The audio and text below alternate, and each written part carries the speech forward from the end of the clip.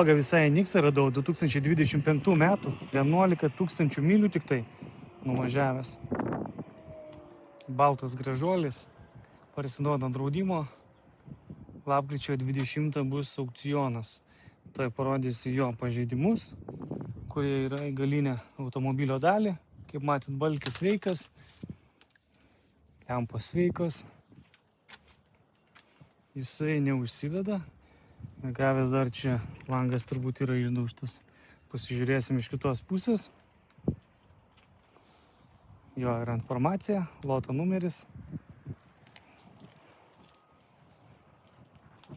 Visai gražus aparatas, nes irgi daug klientų apie RX-us, NX-us labai klausia. Salonas, kaip matote, idealios būklės. Tai 25 metai tik tai.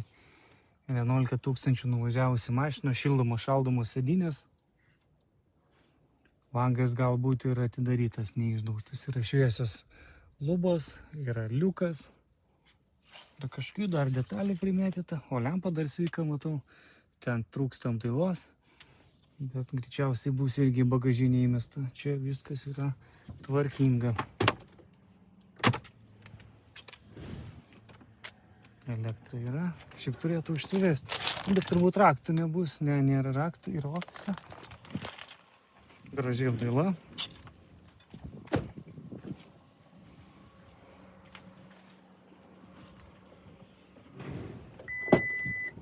Pabandom pasižiūrėti galą. Galas parardytas, bet tai yra medžiaga iš čia.